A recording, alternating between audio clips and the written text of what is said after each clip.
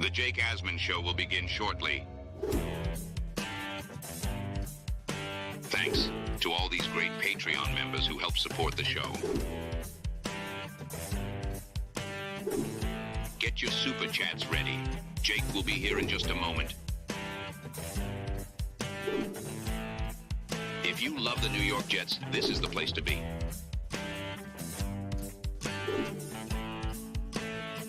And now, the Jake Asman Show.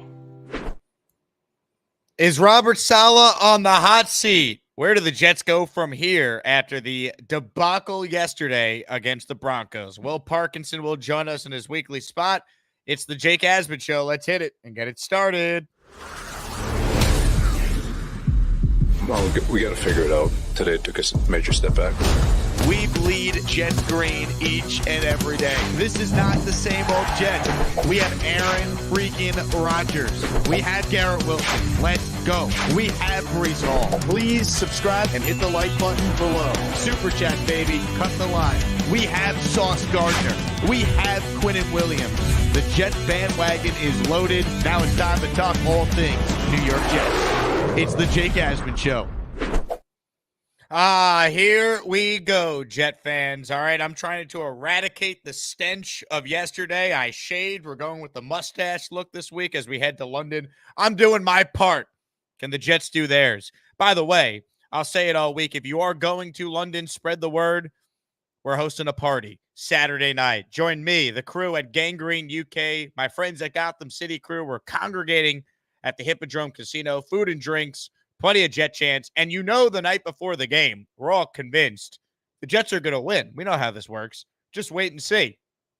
But if you want to join us, it's a free event, 18 plus, just RSVP with the link that we have in the description for this video. Joining us right now in his weekly spot is the host of the Turn on the Jets podcast, the host of All 32, Will Parkinson joins us right now. Will, happy Monday to you. Yikes.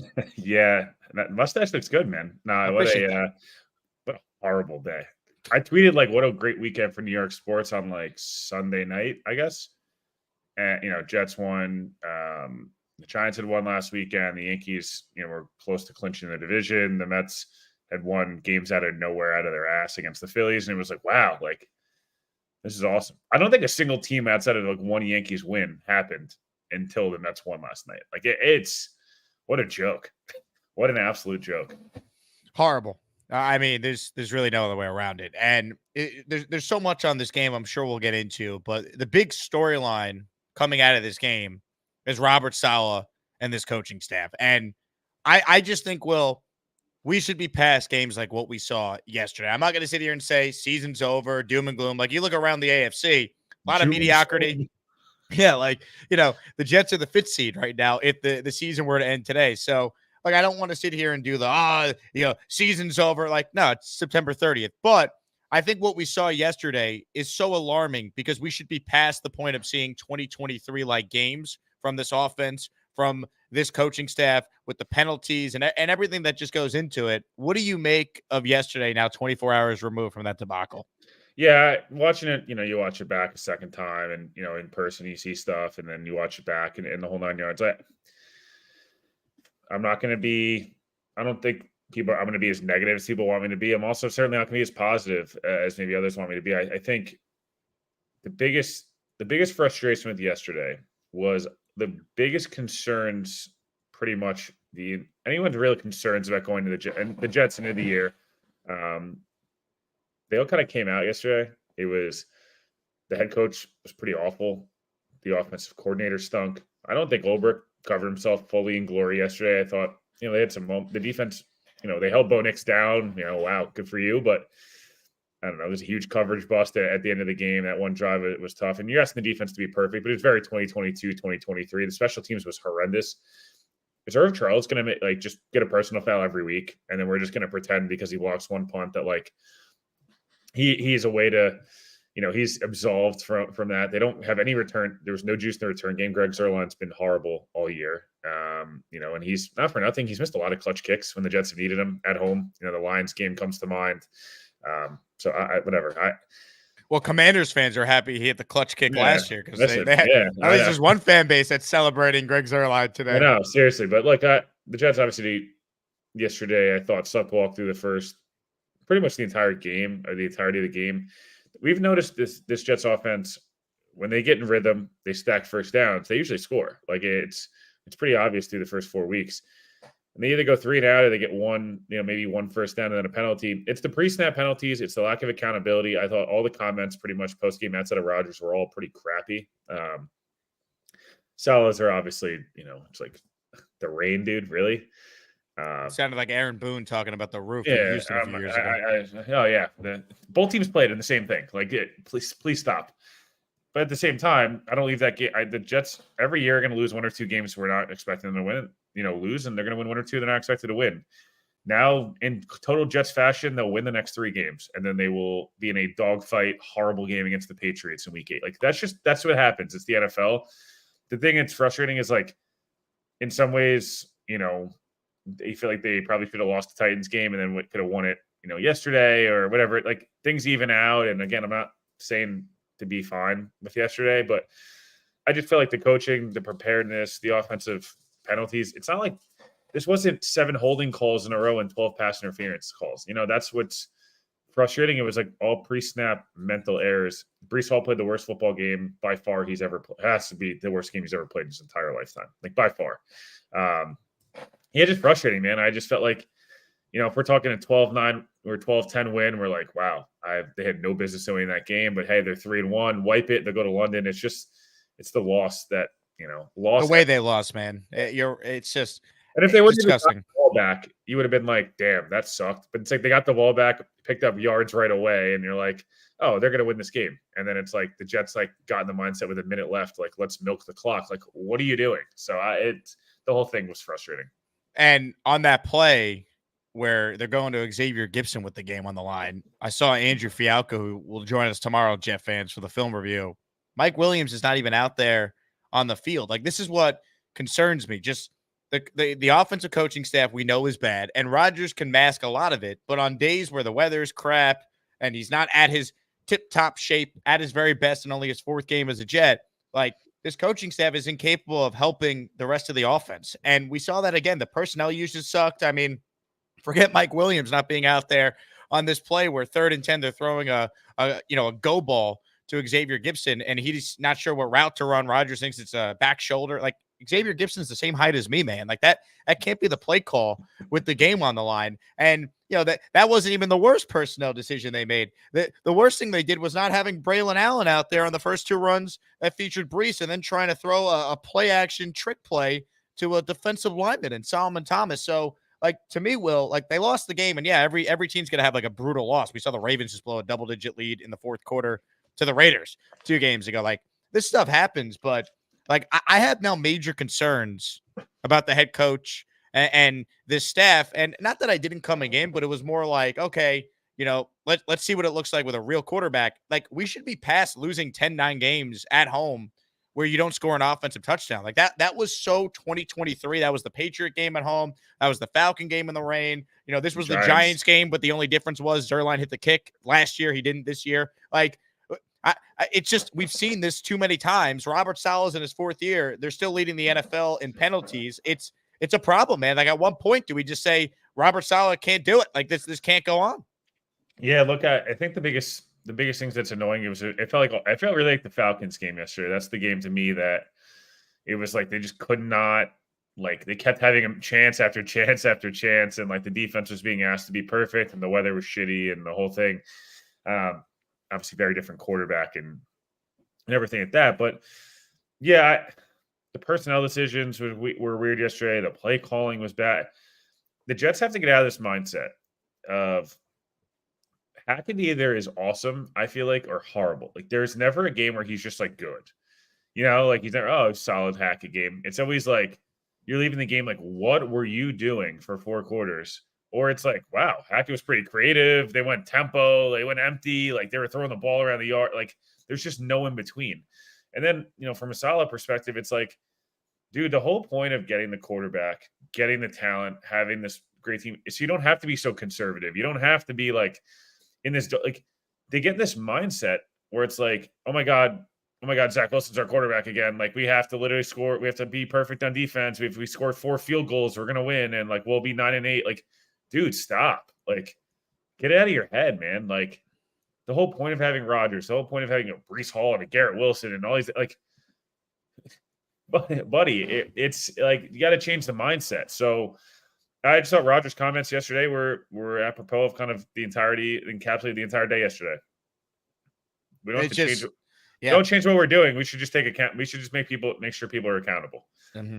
And if the Jets do nothing else in the Rodgers era, changing the mentality around that building to be far more accountable than victim blaming everybody else, I think would be paramount. So look, Vance Joseph was blitzing at the highest rate in the NFL going to that game. And the Jets' best thing they were doing is quick passing and breaking tackles. The Jets didn't break any tackles yesterday, it felt like. The ball didn't really get out of Rodgers' hands quickly. And the Broncos blitzed a crap ton. And Breece Hall and others missed horrible assignments in pass rush. So at the end of the day, like, I don't know, man. Like, I didn't think that what the Broncos did well was going to hurt the Jets. And the Jets did none of what they did well, pretty much, outside of defensively for 55 of the 60 minutes. So, yeah, it's just an ugly, gross game, honestly. And how they respond, like, this kind of feels like we're at a crossroads in the season already. It's like this could be the game we point to and say, hey, this was the wake-up call this team needed.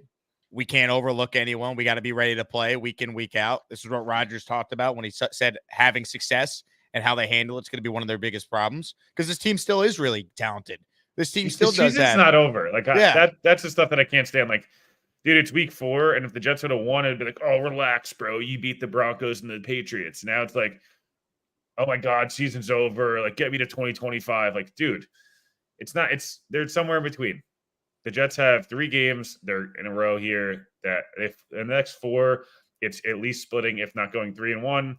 And all of a sudden, it's like, wow, we're 5-4. We have wins over these teams. Like, look at, just calm down a little bit on the long-term stuff. You can be annoyed about what happened yesterday. You don't have to do the season's over, sky's falling crap. That's no doubt annoying. Yeah, it's just, look, if the season were to end today, they'd be the 5th seed in the playoffs right now. Like, listen, Jake, I don't know about you, but everyone in the league kind of sucks. Like, Buffalo, everyone crowned Buffalo going to the game last night, and the Bills are extremely lucky they didn't get Josh Allen killed. Yeah, and they got steamrolled. The Ravens were dead, 16 hours ago in NFL terms.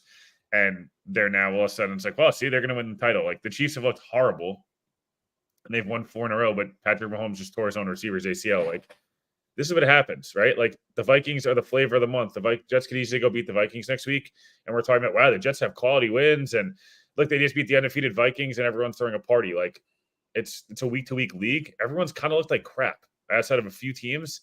San Francisco all of a sudden is back on the wagon. Like, they just smoked New England, but like, are we going to forget about the weeks prior? You know what I mean? I don't know. I don't think I think there's somewhere in between. The Jets sucked yesterday. They had no business losing that game.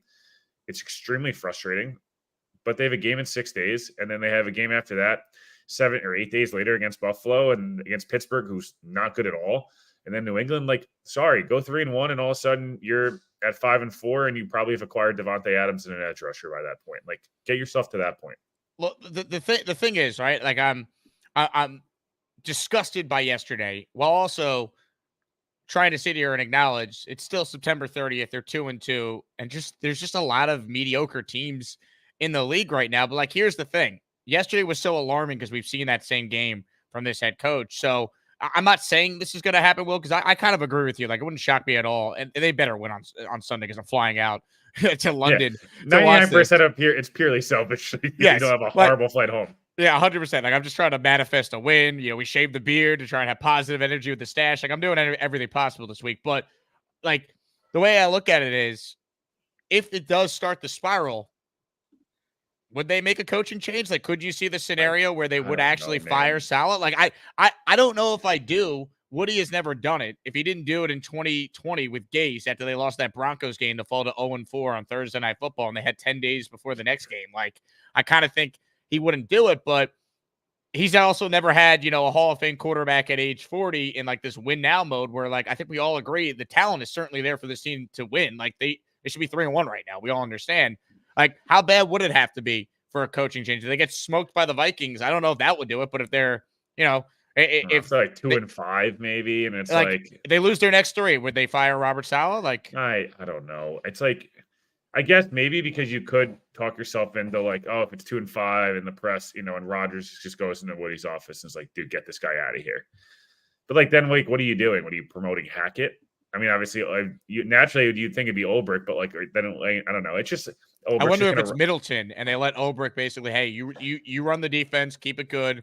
Hackett and I handle the offense. And I can't believe we're having this conversation in week 4.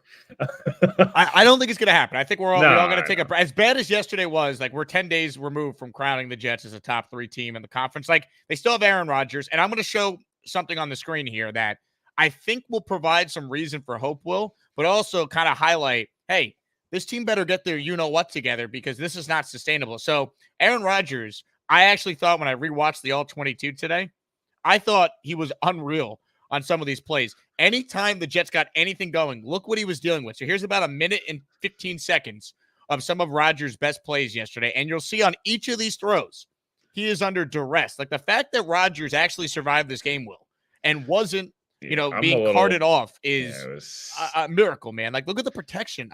Like, he's had like every play they made yesterday was him off script or buying an extra second by moving. Like, watch this. Like, this play was nasty. Yeah. Like, insane. Dude, can we get Vinny Testaverde away from this? Like, away. Zach Wilson and Vinny can never just like be at MetLife ever again. Sorry. Like, just get them away. Yeah, if you look through the conference, right? Like, even one by one. And then this is a stupid game to do because if the Jets just take care of business the rest of the year, they'll be more than fine. Jacksonville's obviously horrendous. Jets already beat Titans, who probably win in Miami, and then they're both 1-3.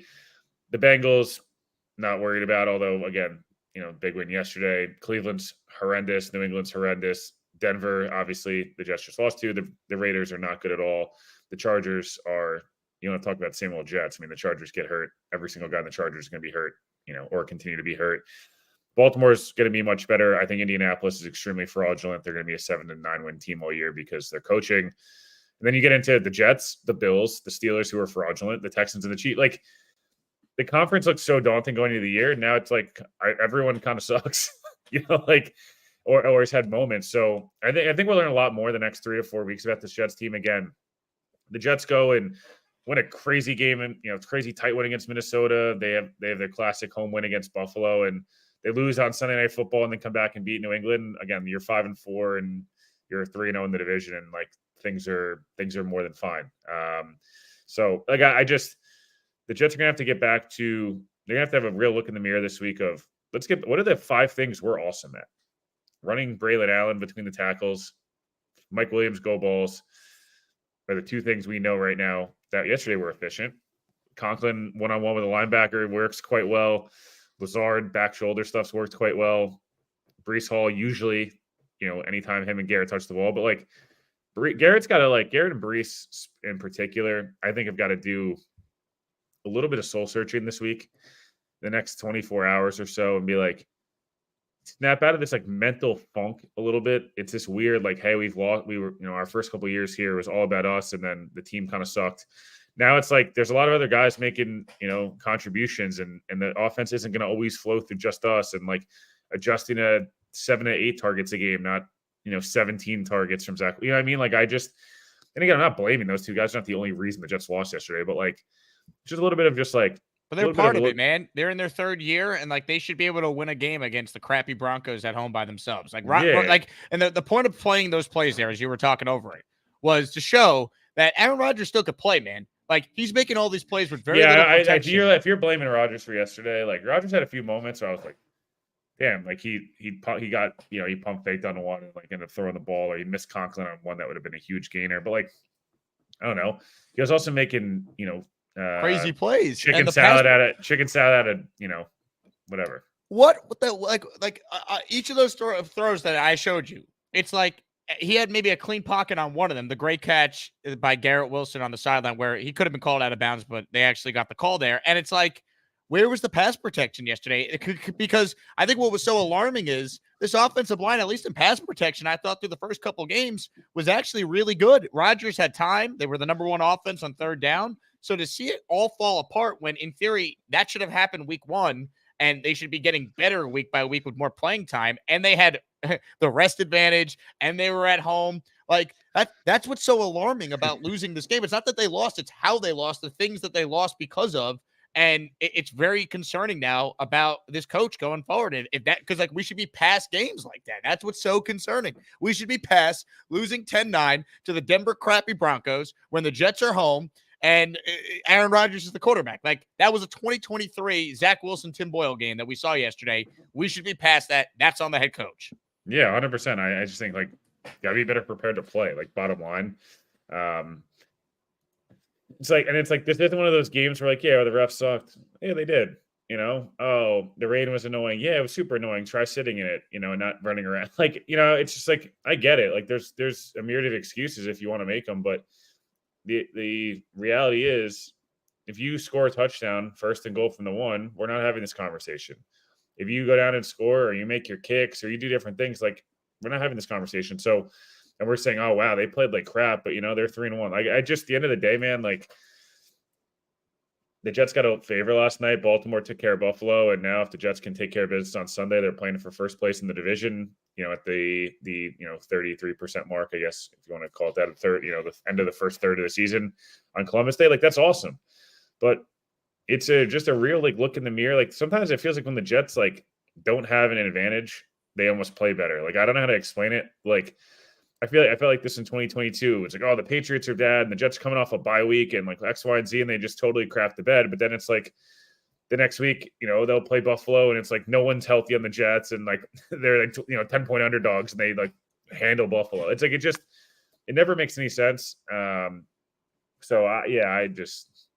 is a burn the tape. Everyone look themselves in the mirror and just do everything different than you just did against the Broncos. Yeah, wake up. Like maybe a screen. Can we get a screen pass against pressure? Maybe once. It's like they've never seen a blitz before. It was shocking, man. Like what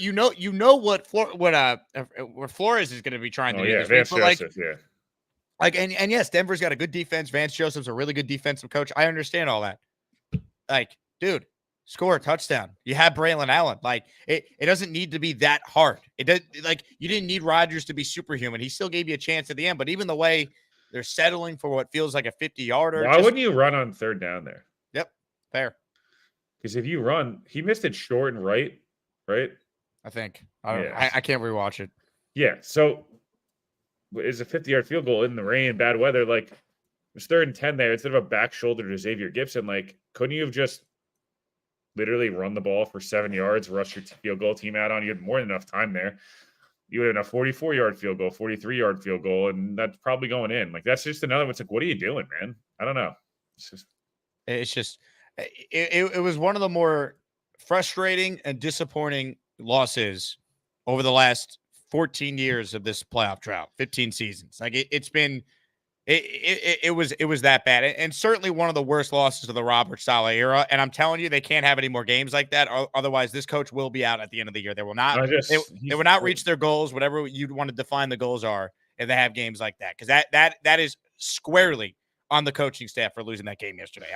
You could blame a lot of people, a lot of players. Players ultimately play. I get that. But Robert Saleh is in his 4th year. We said we were going to learn about him this year with no excuse. He's got his quarterback. I watched Aaron Rodgers single-handedly give him a chance at times on a day where no one helped them, and they still lost. It's embarrassing to lose that game to Bo Nix. Embarrassing. Yeah, Bo Nix had -7 yards passing, going into the second half. It feels, like I said, it's just so weird. Like this coaching staff, it feels like when they kind of almost stay out of their own way, they do a good job. And they have some good coaches on this staff too, which is crazy. Like Tony Deuce is a good coach. The receivers coach, Sean Jefferson is a good coach. They're obviously the defensive staff is excellent. Like it shouldn't be this bad, man. And like Rodgers can account for some of the issues with hacking and whatnot, but the personnel stuff, like that's not on Aaron Rodgers. Braylon Allen's got to be out there at the goal line. That's not on Aaron Rodgers to have Mike Williams out there on the 3rd and 10 on the final drive. So Xavier Gibson's not the guy trying to get the back shoulder pass that he doesn't run the right route for. Like Rodgers can't fix that stuff. Like Hackett and Saleh too. He's responsible. Saleh could go to Hackett and say, "Hey, we're at the goal line. Why don't we give this ball to Braylon Allen and not Breece Hall, who's having a rough day?" Like This is coaching, man. This is all coaching, and they don't get a pass anymore because there's no Zach Wilson to blame or Tim Boyle or Mike LaFleur. This is on them. They're 2-2. The season is far from over, but it will be over if they have more games like this. Yeah. Also, the cadence thing. I just can't reiterate this enough. Like, get your head out of your. Obviously, we can all fill in the blank there. Get out of your Asman. I know what you're saying. saying. Out of your ass, man. Yeah, Look, at the end of the day, like, that's a weapon for this offense. I just can't get over yesterday. It just the vibes were just, I don't know. Sometimes you walk in the stadium and you're like, I know something's off today. Just the weather, just for clarity, this is hysterical. One of my friend's dads who I was with is a meteorologist and said quite literally the pocket of weather that was over Metlife was supposed to move for 6 hours. Yeah, and nobody else around the area was getting rain. It's just MetLife was getting pelted. And so, whatever, that's not an excuse. And my point is just it was a bad vibe and Zach on the field, the whole thing was terrible. And Tyron Smith, it's like it started raining and all of a sudden they're like, well, whatever we had planned today, it's not going to work. It's like they gave up. Yeah, which is just so stupid. And then it's for Tyron Smith and Breece Hall to commit 4 pre-snap penalties, I'm not sure you'll ever see that again in either of their career. I truly cannot get over that. Breece Hall, who is an awesome player for sure. I don't know that Breece has looked awesome this year thus far. I'm not sure. It's just a step off. I mean, a couple of the runs, I was like, whoa, what? And he kind of just fell. 10 carries for 4 yards. And again, that's not all on him, the offensive line and blitzing and all that different stuff. But a drop and 2 pre-snap penalties. Wow. I mean, it just, man, my hope is this was week 1. The defense was rock bottom, and they've responded, man. I'm sure some people in some of your amazing followers and listeners will somehow blame the defense. They're giving up 9 points a game over the last 3 games. They're basically giving up. So right, I get that, right? The offense, you hope this is rock bottom, man. This was okay. Let's look ourselves in the mirror. We got to step up, here a little bit. And for the good teams, this typically is rock bottom, right? Yeah, the Vikings are a good team. They're definitely overachieving to some extent. And, every team's due for a stinker. I love Sam. I'm the biggest Sam Darnold guy of all time. But, Sam's gotten quite lucky on a few of these where, he's playing amazing football, way better than pretty much anything we've probably seen since 18. But he's also still he's just getting away with some of the bonehead pumpkin Sam moments. So, is this the week that it happens, right? Or Minnesota's blitzing like banshees? Is this week they get burned on it? Jordan Love ended up still throwing for 404 touchdowns last week, or yesterday, after all that kind of happened, fully unhealthy. So just going to have to run the football. They're going to have to bring a physicality. And you have to get to a fast start. Again, they went tempo. They went empty. They did stuff. They didn't do any of that. I felt on Sunday. And I'm sure there'll be much more Jets fans and Vikings fans there, just knowing, Woody and Woody's connection and all the, Jets fans are amazing, but their Jets are gonna have to get this one done. This is going to be one of those, this next 2 weeks, this is full focus, blinders on, figure out a way to win, try to win both of these games and get yourself to 4-2, going to play an extremely fraudulent Steelers team and going on the road to the team that you just beat by, 3+ touchdowns. So again, super frustrating. Yesterday is unacceptable, but the good news is the NFL, it's a long season and you've got, 13 more of these to kind of get it right. And they've got a great opportunity on Sunday to send a message of hey man, we sucked on this weekend. We know it, but we just went and beat the team that's the hottest team in the NFL. Yeah. And I think having Rodgers is everything, right? I am a little concerned about, his mobility for this week. I'm sure he'll play, but he took a beating yesterday. Will, and that's one thing that obviously needs to be corrected. Yeah, no one wants to really talk about it because it's oh man. But he got crushed, man. If he takes another, he got hit. I think the official stat from True Media was 14 times. If he takes 14 more hits this week, he's not going to be as lucky as to get up again. That to me, I think I'm the most mad about, just because that was the one thing that you could point to the first 3 games and be really excited about. The pass protection's already looking like this. What are they going to be like with even more time to gel? And Olu wasn't great yesterday, but he wasn't their worst lineman. I mean, that's what's scary.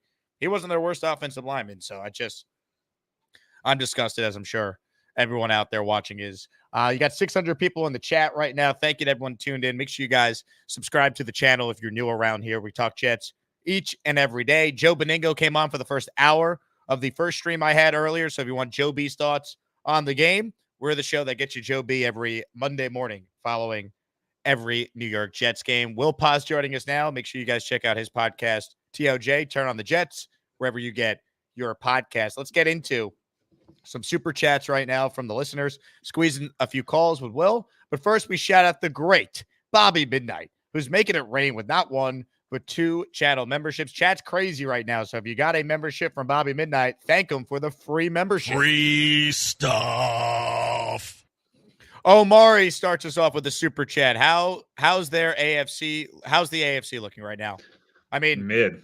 Yeah, mid. Name me the great teams in the AFC right now. By the way, Kansas City might be undefeated. They haven't played vintage Patrick Mahomes level Kansas City football. They're lucky to be undefeated. They find ways to win. Credit to them, but no Pacheco, no Rashee Rice. Like, every team in the AFC has a lot of problems right now. It's why, despite how bad the Jets were yesterday, they still have Aaron Rodgers. They're 2-2, and the season is far from over. That's how you got to look at it. You know, that's it. Like, I'm not sure I have much to add because I think you hit that spot on. Like, that's it. It's so in front of the Jets right now, man. Like, it is. Figure it out. There's too much talent to not figure it out. Like, and this is a week 4 loss. It sucks, but this isn't a week 15 loss. You know, that's a killer backbreaker for the season. Good chance to get off the mat this week. Go steal one you're not supposed to win. I think they're actually going to do it, Will. I'm already believing. I just talked you into it already. We're ready to roll. Usually I need to wait till about Thursday before I convince myself. All right, well, here's how they're going to win. Oh, no. Tuesday, we're back. Kyle says, Will's right. They called the game scared. Yeah, I mean, 100%. Brutal.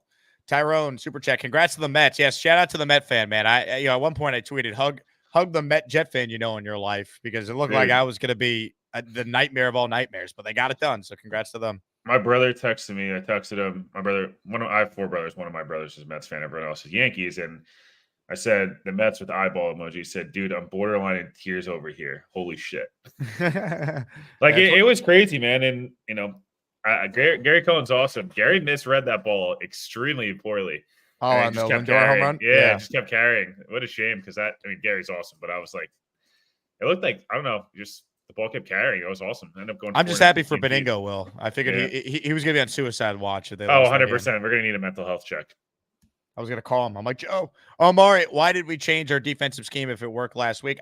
I guess this is a fair complaint. It's like, why didn't you blitz a little more? Mobility of Bo, and I think they didn't want to get gashed, and he couldn't throw the football. That said, I don't know how many times I have to say it, and I feel like people think I'm just beating up on Michael Clemens. He's legitimately the worst player on the Jets. Like, I'm not. He's the worst player on this roster. If only there was a player who's under contract that's been an all-pro not that long ago and averages 11 sacks a year that, I don't know, was available to maybe work out a deal. Because, like, here's the thing, right? Like, obviously the defense has played well, but, like, a game like yesterday, like, maybe Hassan Reddick forces a sack on Bo Nix. They had no sacks yesterday. Maybe it's a strip sack. It's like, you know what I mean? Like, right now, they're clearly doubling Quinnen on every play, and he's getting frustrated. You can see it. He liked the tweet basically from Boy Green talking about trying to work it out with Reddick to get him in there. And then you have Will McDonald, who's now getting chipped because he's their only guy who could win one-on-one. So they're going to try and add help on that side. And then no one else can win a one-on-one matchup on the offensive line. And, like, that's why there's no pass rush right now when they only bring 4. Yeah,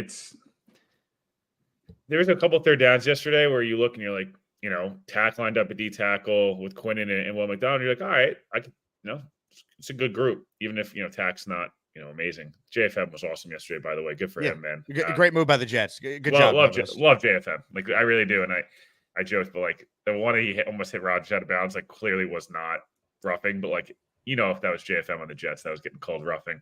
I was hoping we were finally going to benefit from a JFM roughing call yesterday. It never happened. It's never happened. And it probably will never happen.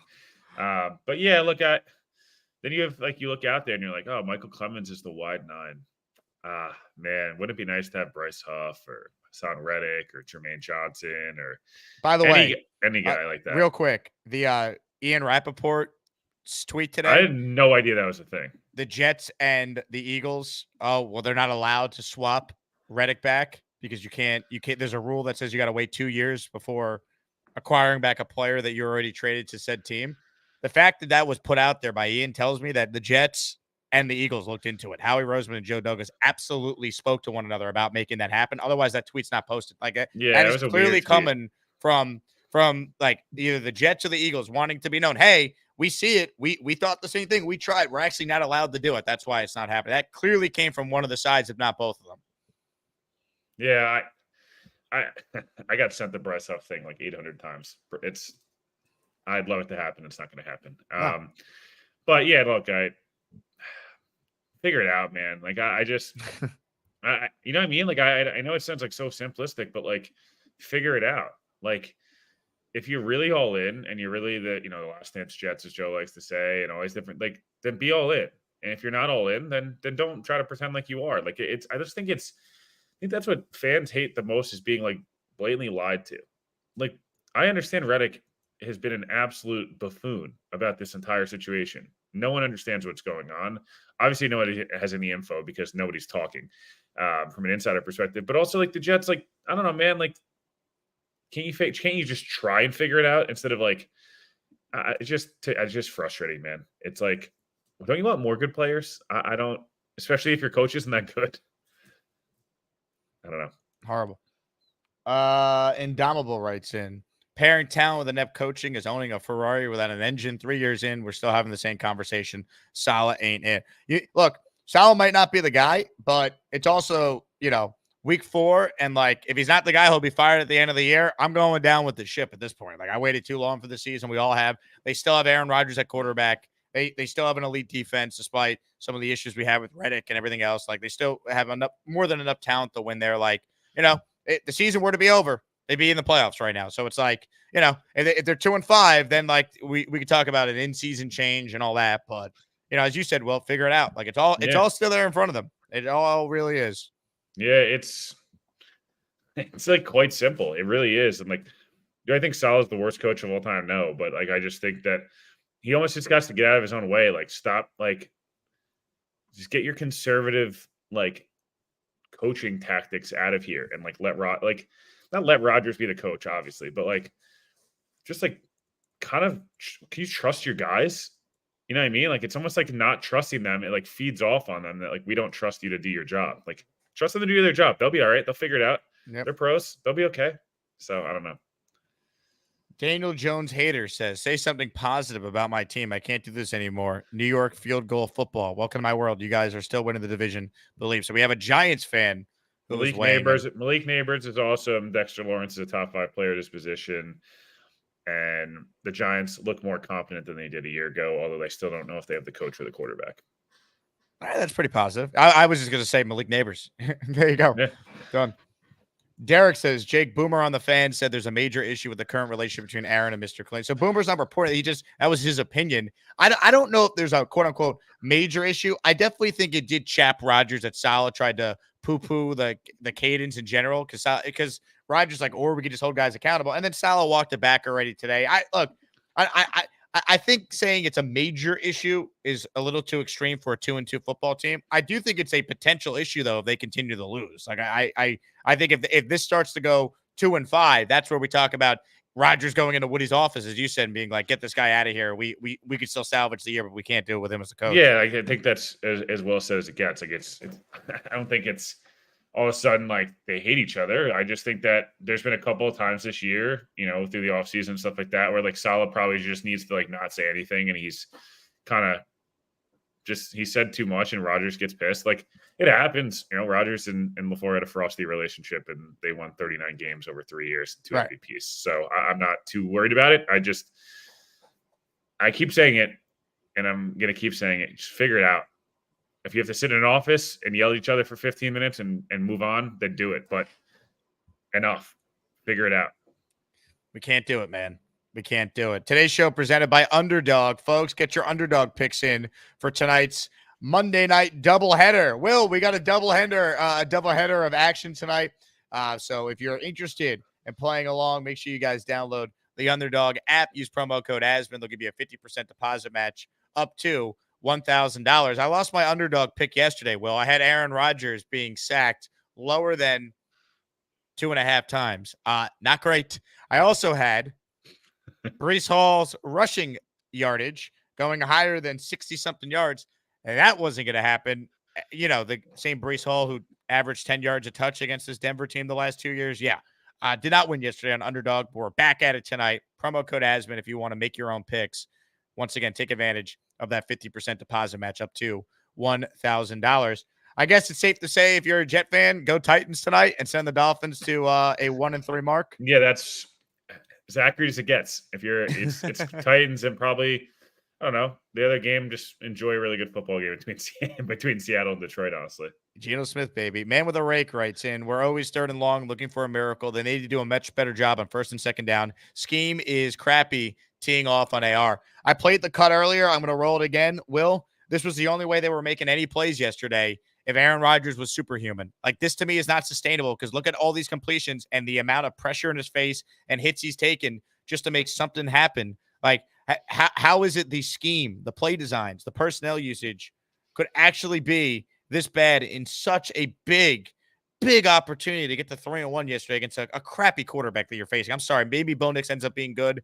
Like, Zach Wilson at this point in time might be better than Bo Nix. That's how bad that was yesterday. Yeah, no, I saw that. I saw you fire off that tweet. It's pretty funny. But yeah, look, man, I just get back to like use these guys' strengths, man. Like I just sometimes it feels like it's like forcing Breece and Garrett the ball so much, and they forget about everybody else. And then there's other times where it's like they're not involved enough. I just, at the end of the day, like.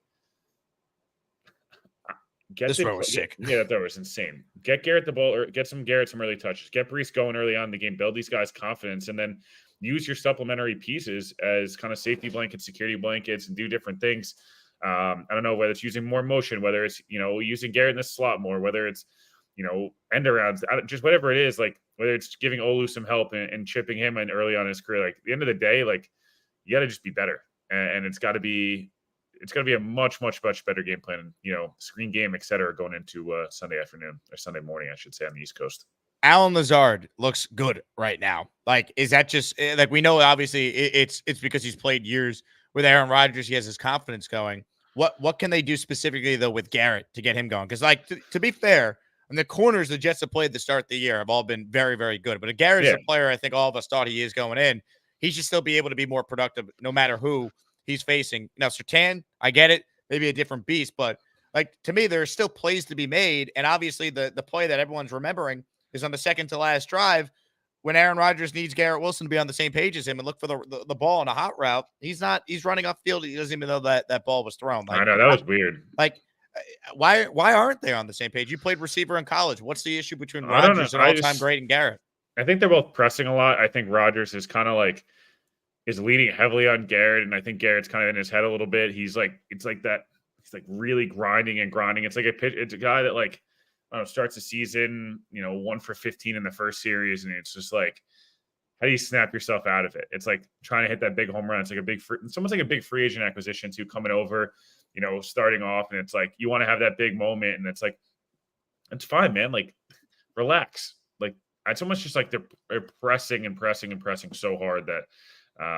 I feel like it's kind of in Garrett Breece's head. Like there's all this expectation. Breece is the best running back in the league, and Garrett's a top 10 guy, and he's going to take this big leap. And it's like, because it hasn't been super easy for them right away, it's almost like they're both like pressing so hard to prove that that's what they're supposed to do. No one cares. You'll get your recognition, win football games, and you'll be all right, man. Like the stats will come. So, I think it'll get itself worked out and solved, but. It's definitely been a frustrating, first 4 weeks for both those guys. No doubt. Gusbuster Umbrella hotline's open. We'll do a few calls with Will before we say goodbye. Let's go to Phil, who's first up today. Hey, Phil. Hey, what's going on, Gus? What's up, man? So it's really odd. It's like I don't know how many coaches would have not got to wherever it was on the sideline and say, give me this guy to run that ball in there to punch it in. Or even if it wasn't Saleh's call, who messed the call up? Like I feel like Aaron has enough, he has enough moxie to say, yo, Hackett, I'm punching with Braylon. He actually, I'm not even call it crazy. I felt he could have dove it in himself at one point, on first and second. I thought a QB sneak was coming on because they had him do that, the draw himself. So I was like, oh, this is a QB sneak. Like I'm screaming at the bar. I'm like, it's clear, but it's like, I don't, something's got to give. I don't know if it's Saleh's got to, he's got, besides people saying he's got to get fired up and mad, you got to have enough moxie to say, I want this fucking play called on the line.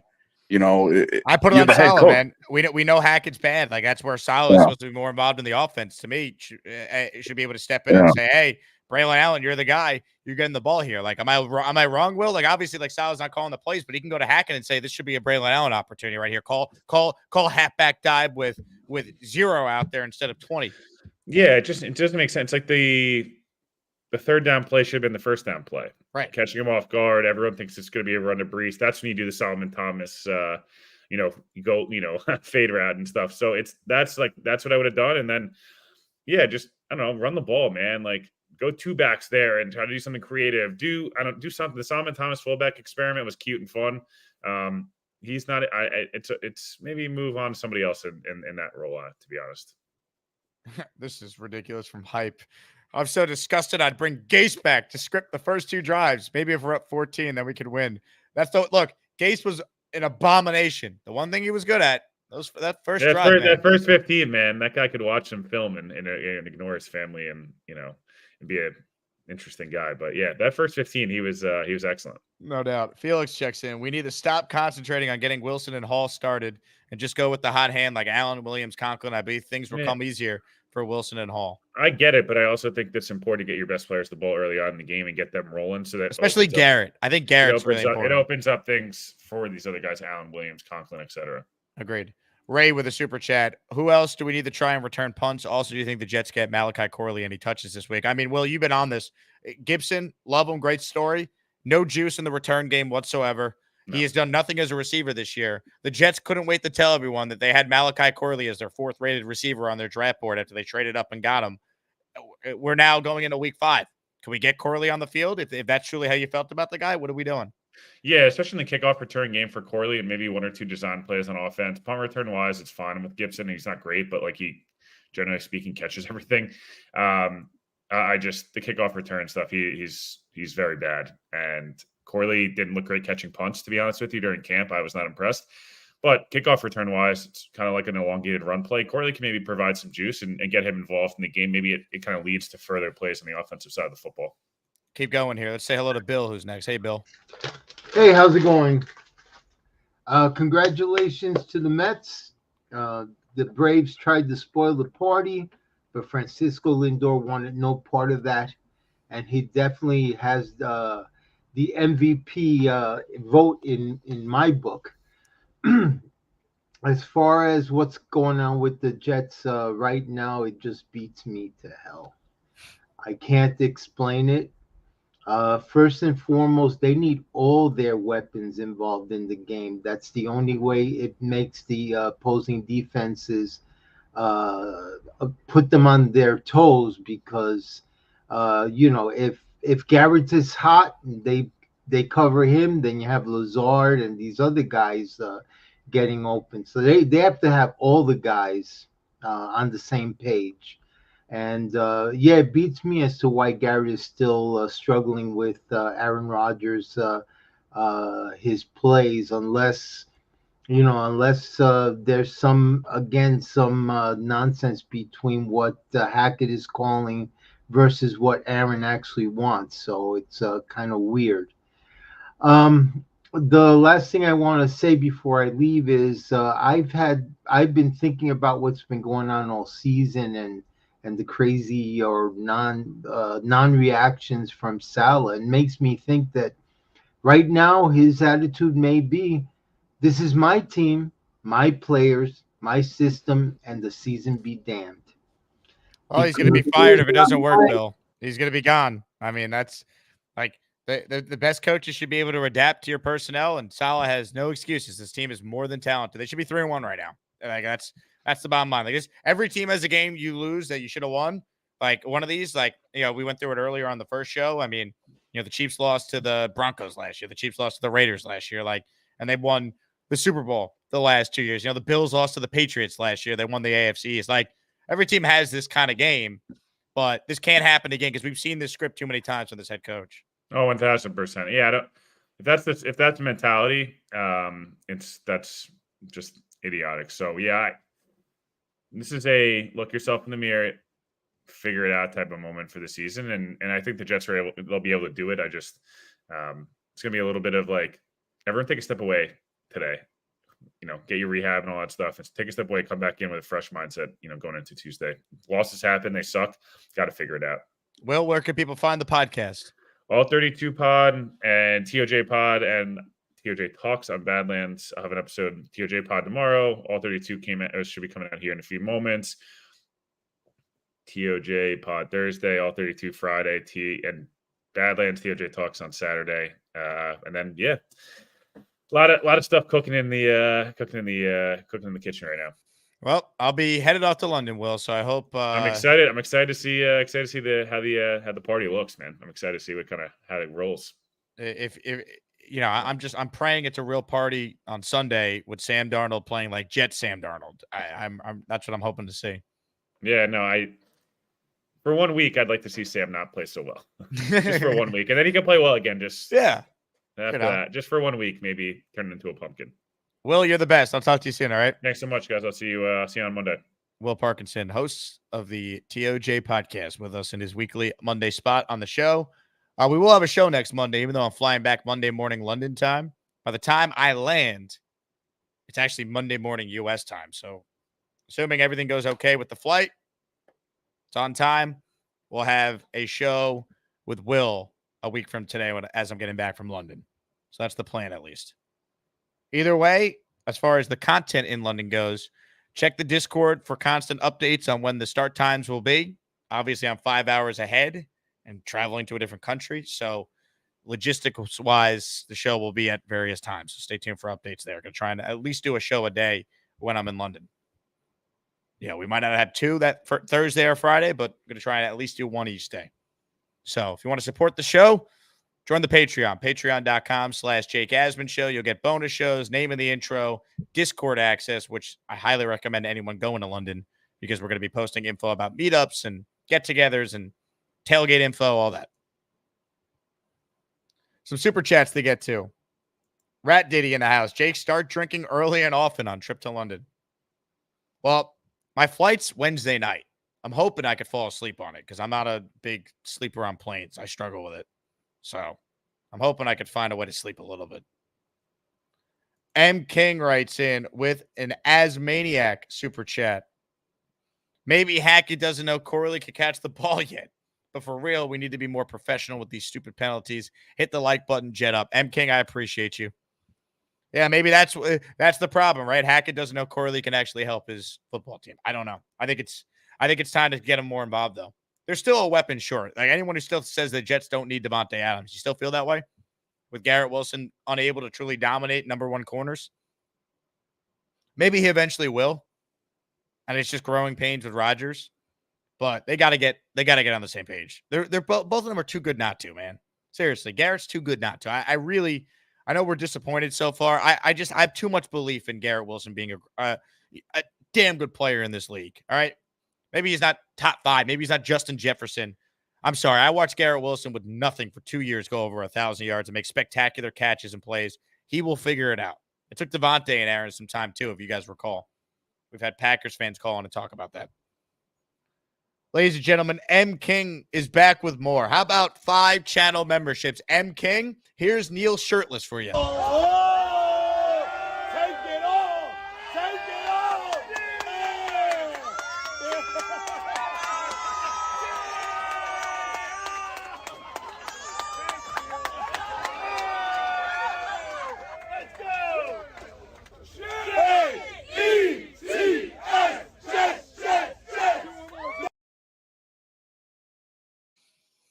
Look at that tailgate, man. In the rain. Oh, I feel for everyone at that game yesterday. Brutal. Just never stopped raining. Speaking of people at that game yesterday, Purple Belt Mike was there. Mike, good afternoon. Shit, man. That was tough. I was soaked. I don't need to rehash everything you said, but what a horrible game to watch. So you're on Long Island. What time did you get home yesterday? It took me 3 fucking hours. Excuse me. Oh my God. 3 hours to drive home. It was not fun at all. If it's 3 hours to get home and they win, I suck it up. But when they lose, and it's so bad, like, couldn't we lose like 20-23? A 10-9 game is disgusting. It sets football back. It's terrible. And then these asshole Broncos fans, I wanted to just choke out. It was just like I was not having it. But I'm again discouraged because our run defense, even though we only gave up 10 points, they didn't make the stops when they needed to.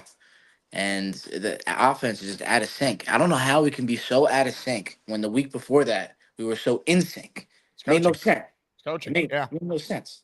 And we were all screaming at the 1 yard line for Braylon Allen to get the ball.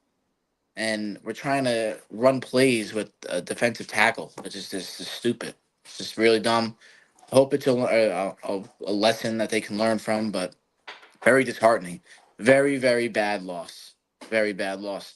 And when it comes down to it, this game might be the difference between winning the division or not, or God forbid, making the playoffs or not. We don't make the playoffs again. I don't know what the fuck to do. This has got to be the year, man. And look, as bad as it was, Mike, and I appreciate your passion, man. I'm sorry you had to go through that. It's still right there in front of them, man. The AFC is not that good. That's the thing. It's like, dude, you still got Aaron Rodgers, man. He's still playing at a high level if you really look at it. It's like, figure it out. You can't be this bad as a coach if you're solid and you're 4. Like, we should be past that. That to me is what's so discouraging. Like the 2023 Jets, we should never see that type of game again.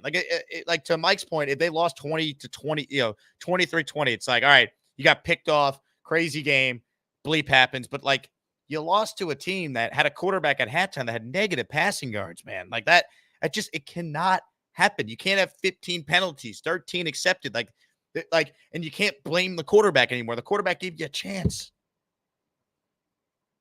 You can't blame this on Tim Boyle or Zach Wilson, right? Like, you can't. You had Aaron Rodgers. We showed the all-22. Anytime this team did anything on offense, it's because Aaron Rodgers is still an elite quarterback. These are all the best offensive plays yesterday for the Jets. What do you notice? That's why I think it's like, you got to watch the film like I did today. You got to pull up the all-22 and be like, what the hell went wrong? And on every play, it's a protection bust, guy running the wrong route. These are the positive plays I'm showing you. And they're only positive because of one guy on the team, number 8. Like, this is not supposed to be a completion. This is one of the best throws you'll see. Like, they only scored 9 points yesterday, but look at some of these throws just to try and get them in position to score some of these points.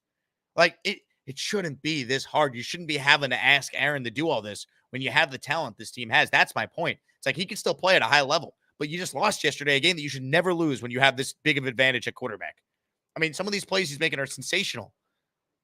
And it's just like, no one's open here. He's just scrambling, buying a little time. Like, it's one of the few plays Garrett made yesterday. Adjusting stuff here. It's like, on one hand, it's hard to watch this because you see like Rodgers getting killed. On the other hand, it's like, figure it out, man, because you still have the quarterback, which is all we've asked for. This coaching staff has begged for this quarterback. He was going to fix all the problems, yet it hasn't been fixed when you lose a game like they did yesterday. It's unacceptable. Figure it out. The O-line was protecting the first 3 goddamn games of the season. What happened yesterday? It better be an outlier, like the defensive performance against San Francisco was an outlier. That's how you got to look at it, because it's unacceptable. God, man, I'm still fired up over this. I'm so angry they lost that game. So angry. It's unacceptable to play that game and lose that game. You should win that game 1,000 out of 1,000 times when you have 9 days to get ready, facing a West Coast team, a rookie quarterback making his 4th career start. This is not 2018 Sam Darnold, who the last 4 games of the year, if you guys remember, played really well, right? Got better as the year went on. This is a kid making his 4th start who had negative yards at halftime, and you lost that goddamn game. A game that they lost last year to New England at home, the Falcon game at home, the Raider game on the road. And really, this was the Giants game. The only difference is Zerline missed the kick this time. That's the only difference. Greg the Leg, who saved their ass how many times last year, he missed the kick this time. Otherwise, they would have won this game and would have felt like the Giant game. Like, look, you take the win, but if he hit the kick, I was already thinking about, because I did think when they got the ball back after the defense got the, I thought they were going to win. Up until Zerline missed the kick, I still thought they were going to win. A little nervous going into the kick, but once they started to move the ball on the last drive, I was like, all right, they're going to win. They're going to get to around a 40-yard range. Zerline will hit this. Even at the 50, I was like, I still felt like there was a good chance he was going to hit it. And like, I was thinking to myself, what am I going to say on the postgame show? And I was going to say, look, they won this game. You gladly take it. You're 3-1. You don't apologize for that. But they got major issues on this team right now. Major issues with this. Like, I was still going to kill Saleh yesterday. I really was. I was still going to kill Hackett. I was not, like, a year ago, I got into it with JJ after they beat the Giants because it's like they're playing their backup quarterback. You know what? They're 4-3 after they were 1-3. Like, a win's a win. You take it, you move on. And then it all fell apart because Zach Wilson couldn't play. This is different. The expectations are too high for this team that even if they won yesterday, I would still be ripping this coaching staff because it's concerning. That's the problem. We should be past these type of 10-9 disgusting games where you might win if you get a break here or there when you probably don't deserve to. We should be past that. Unacceptable. Unacceptable. They better figure it out. They better beat the Vikings on Sunday. That's all I'm going to say. Jet Set for Life writes in, we failed Adam Gase and Douglas did Gase dirty. Gase never had talent around him, and the team never gave up and fought hard for him. He's light years better than Saleh. Thanks for watching the show. Today's your last ever day doing it. Goodbye. Now look what you've done. No more protection from the Asmaniacs. Had to pull you out of the chat and cast you down with the sodomites. Some time in here will feel like you've been run over by the lane train. You understand me? You catch my drift? Give them another 24 hours to think about it.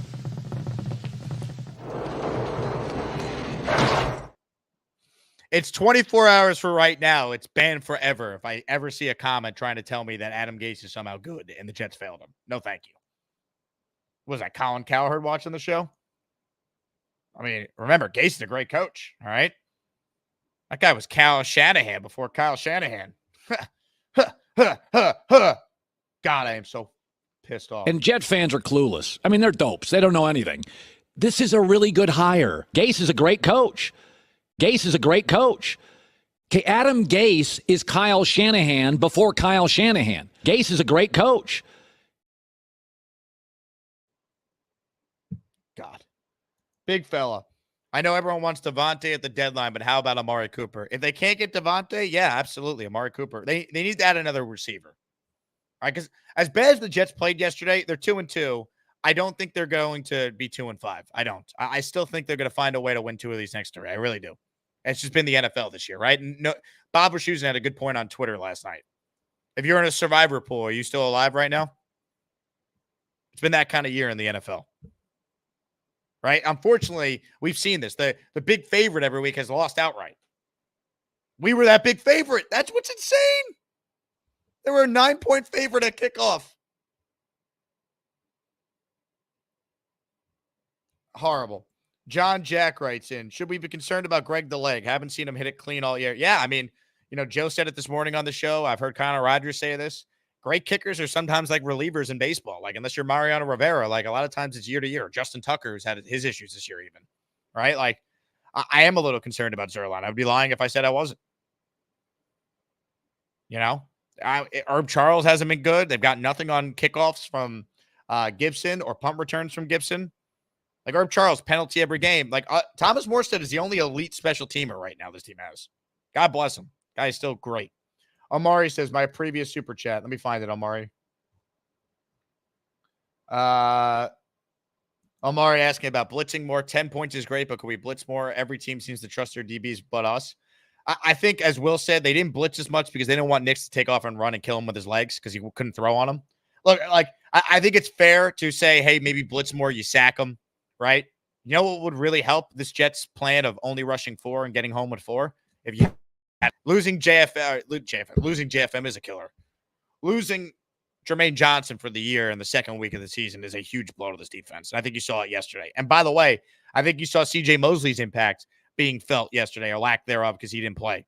Right? Now, I'm not going to sit here and act like you need CJ Mosley to beat Bo Nix and the Broncos. You should have been able to win. This offense should have been able to score more than 9 points. But I think you saw in this type of game, right? Fourth quarter, nasty conditions, Denver starting to run the football effectively. That's where a guy like CJ Mosley, who sets the tone on first and second down, especially in the running game, could have helped you. And we saw that missing void yesterday. Not excuse. They should have still won. defense ultimately, I think, played well enough to win. They allowed 10 goddamn points, win the game, but it's unacceptable. I think it was the least amount of what was the stat about like Rodgers hasn't played a game like that where he hasn't thrown a touchdown since the game against the Jets in 2010 on Halloween. Like a full home game, or it wasn't a full. No, there was some stat about that particular game where it's like it's the first time Rodgers had a game like that many possessions and no touchdowns since that game on Halloween against the Jets in 2010, which I remember vividly well. They lost 9-0. It was disgusting. Now the positives: 1, that was the year the Packers won the Super Bowl with Rodgers. 2, the Jets last made the playoffs that year. So if you want to spin it forward, some positive voodoo here, or positive juju, I don't know. There's that. Air Razi with a super chat. Did the Jets switch to the gap blocking scheme from a zone scheme? If so, maybe Hall's better with a zone scheme. Let me say this about Breece Hall. He should be scheme proof.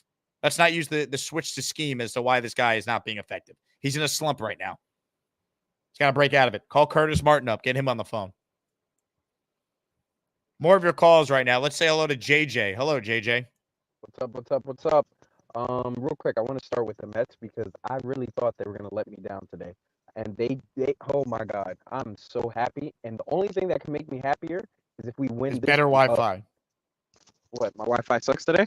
No way. Well, I think the problem is you're using an antiquated headphone mic, you know? Well, no, I just talked into your phone. I changed to the mic because you guys said the phone sucked, and then whatever. Well, but honestly, it feels like no matter what you're doing, it sucks. This is at least a different level of suck. Like this is this is passable right now with you holding it there.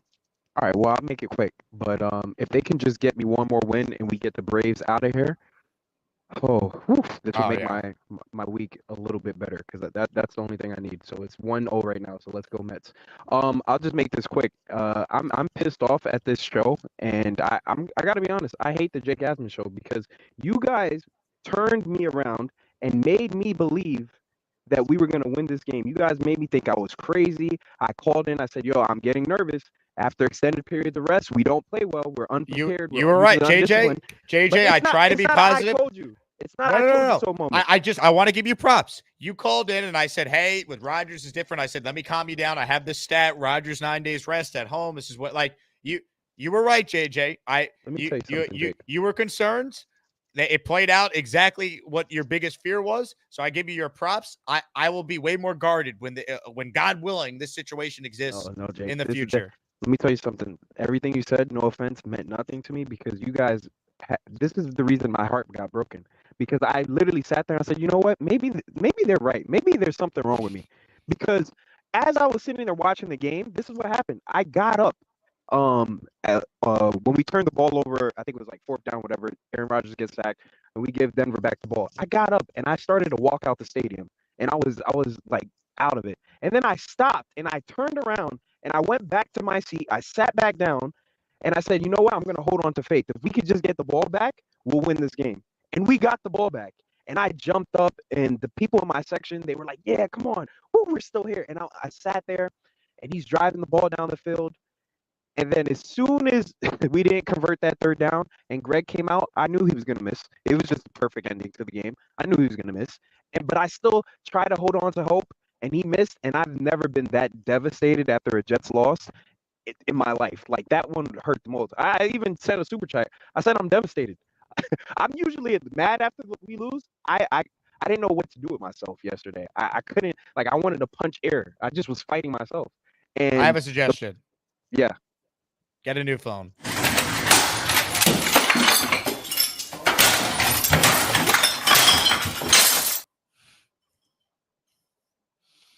Good call for you, JJ, but the chat was killing me for your audio issue, so I try to let it go on as long as you want. But look, your concerns were valid. I tried to minimize them and focus on the positives and be like, look, I get it. Saleh's been bad with extra time.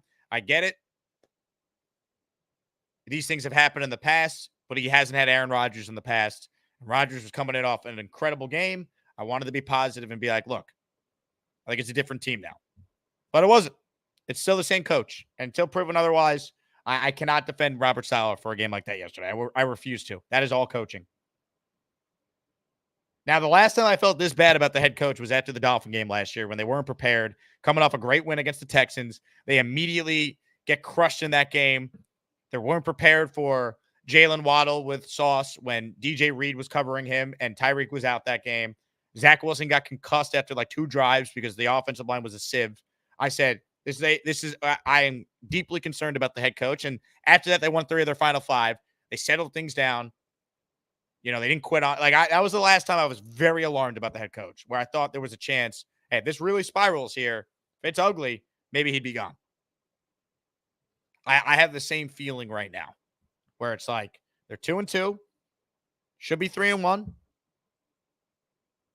but you know they're at a crossroads in their season.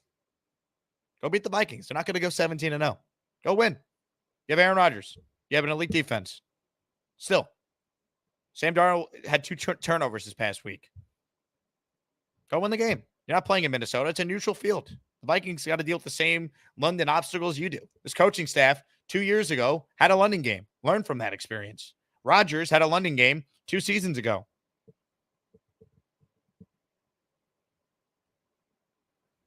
Like, go figure it out and win the damn game. That's the bottom line.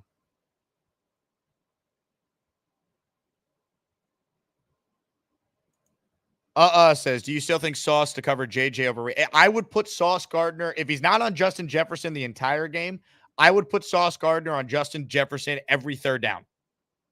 Every third down, the New York Jets should have Sauce Gardner on Justin Jefferson. Or in critical spots in the game, right? 2-minute drill. Sauce on JJ the whole time. Like, that's coaching, man. Like, Surtain followed Garrett the entire game for the most part. There were a couple plays he didn't.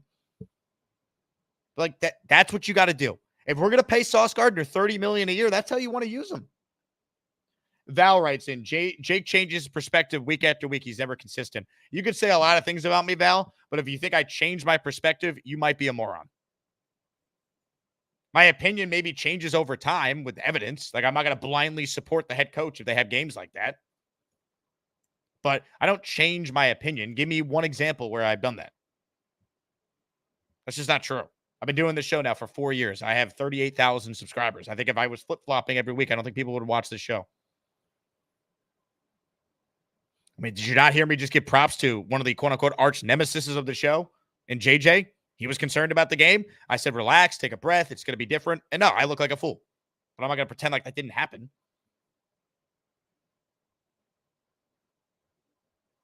Dano says, keep the mustache. If the Jets win this week, I might have to. I'm trying, man. I'm trying to manifest it. I'm switching up the bad juju from this game on Sunday. We're off to London. More calls right now. Let's say hi to Frankie. He's next. Hey, Frankie.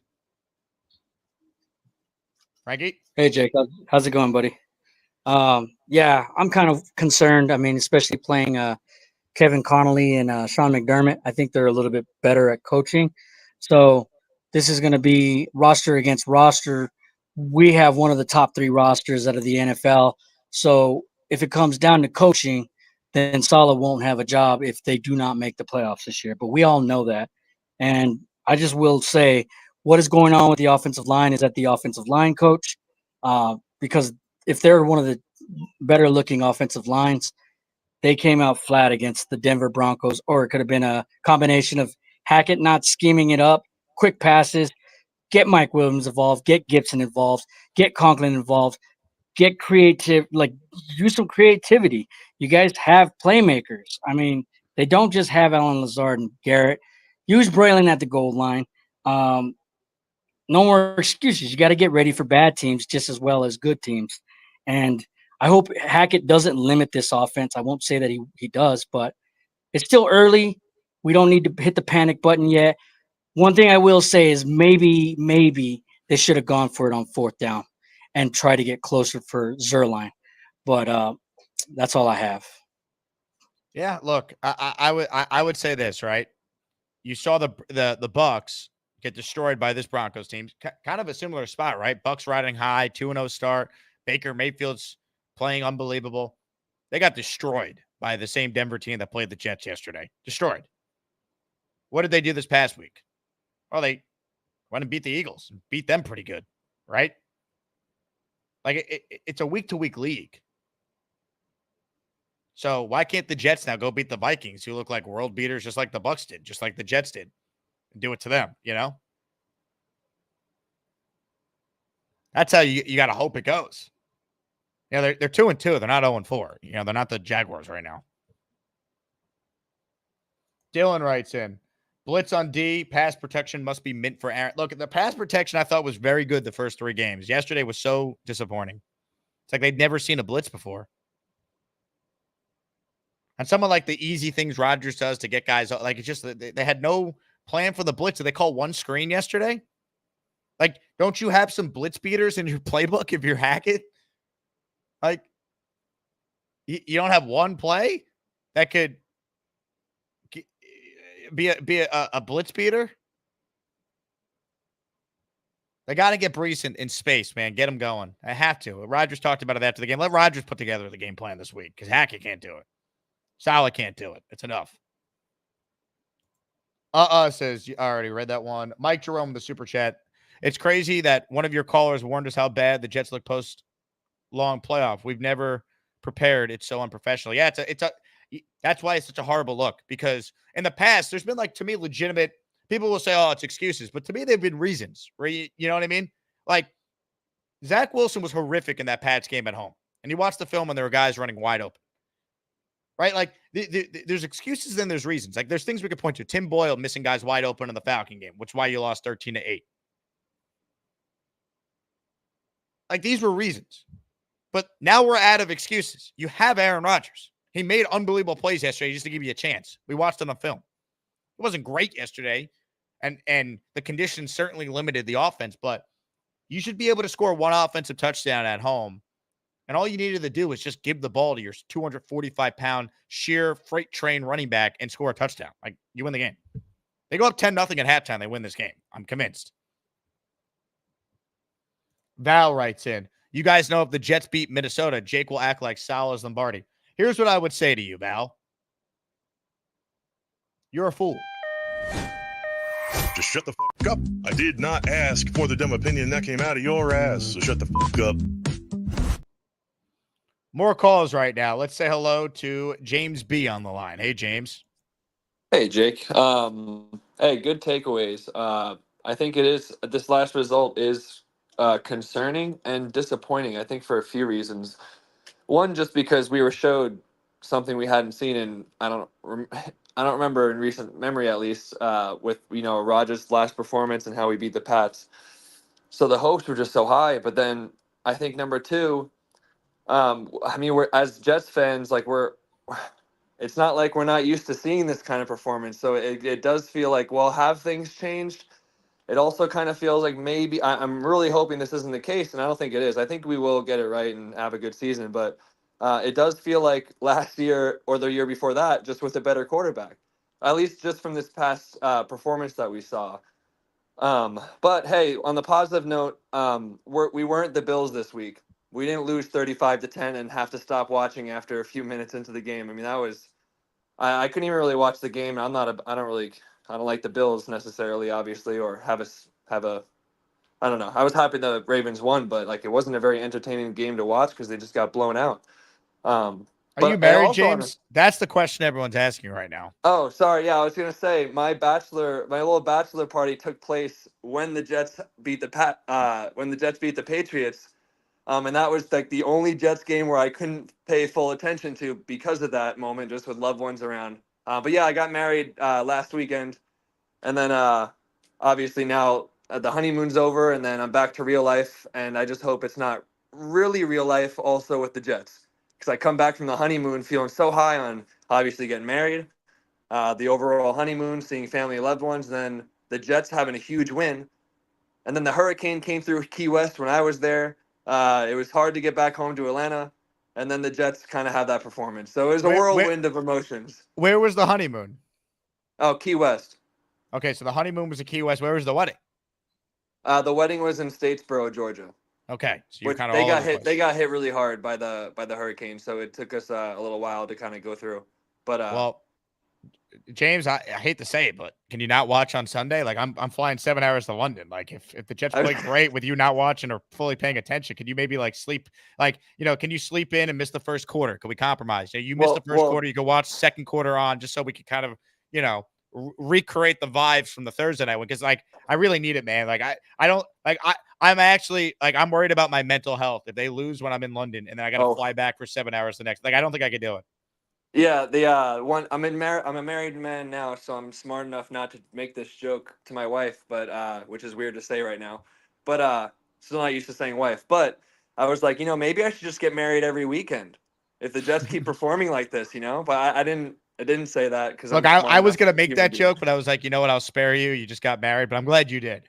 No, yeah. Thanks for taking my call, Jake. I think we'll pull it together and make it for an interesting season. But yeah, it's definitely not good seeing that kind of performance.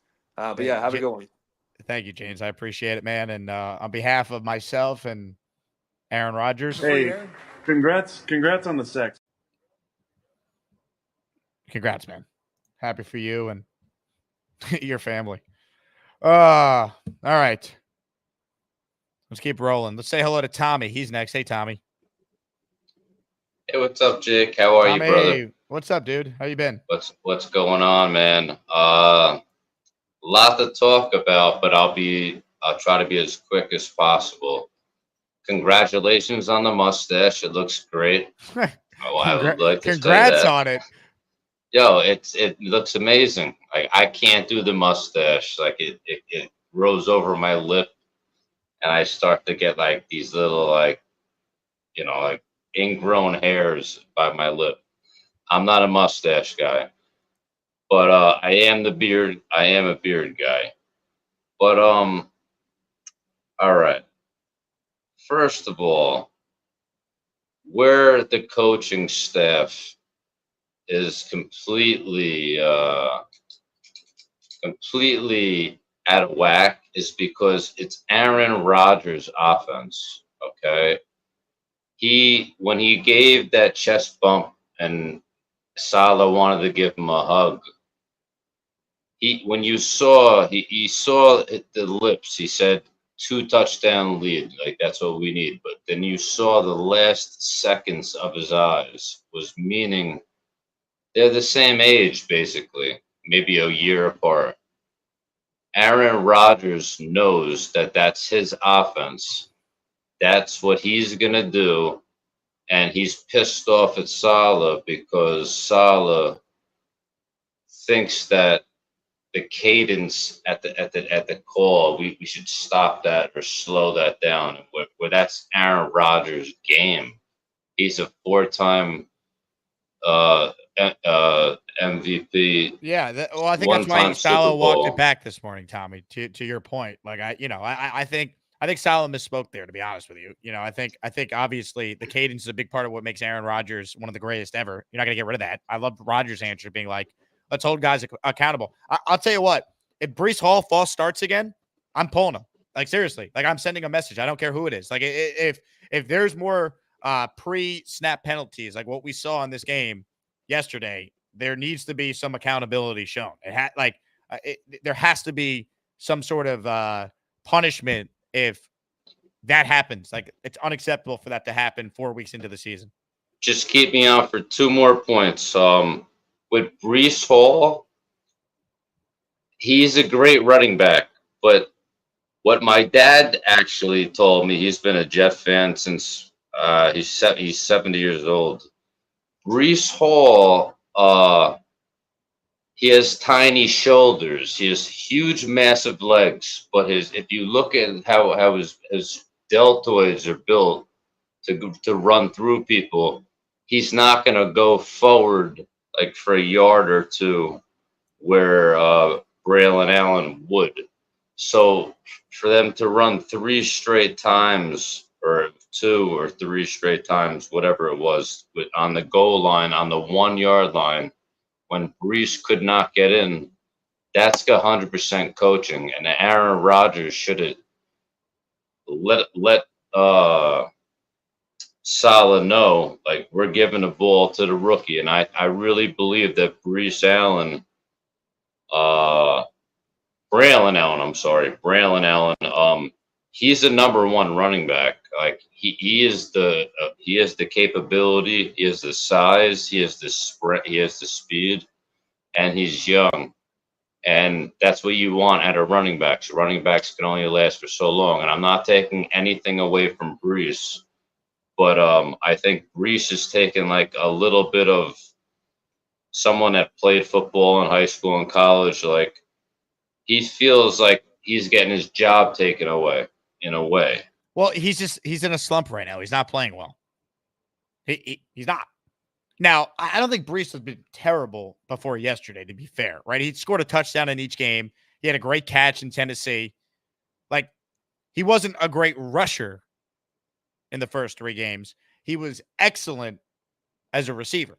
Yesterday, he was just bad. I think that was the worst game of his career. I thought he was terrible. I think he needs to watch the film and realize he was terrible. I was listening to some of Tiki Barber's assessment on Brees Hall earlier. And Tiki said when he watched the film, and Tiki obviously played running back, so I care about his opinion on Brees. He said there were plays there for Brees. He just wasn't cutting it the right hole, didn't see it. I think Brees got to get back to the drawing board. Like, there were opportunities for him. Even on one of the touchdown runs, Tiki said if he cut it the right way, he could have scored on one of the goal line plays. He had a bad game. I don't think we throw Brees Hall out the window. I mean, he's second in the NFL last year in yards from scrimmage among running backs. Like, we know he's dynamic. He's got better O-line in front of him. They got to play better.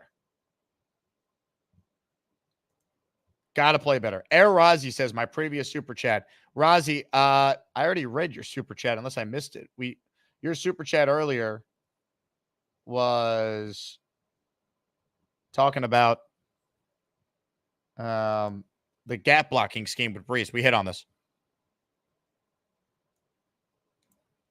More of your calls right now. Ladies and gentlemen, hit the like button if you're just tuning in. Helps the channel grow. We want as many Jet fans as possible to get connected here, be part of our great community, become an official Asmaniac. Hit that join button if you want to be a channel member.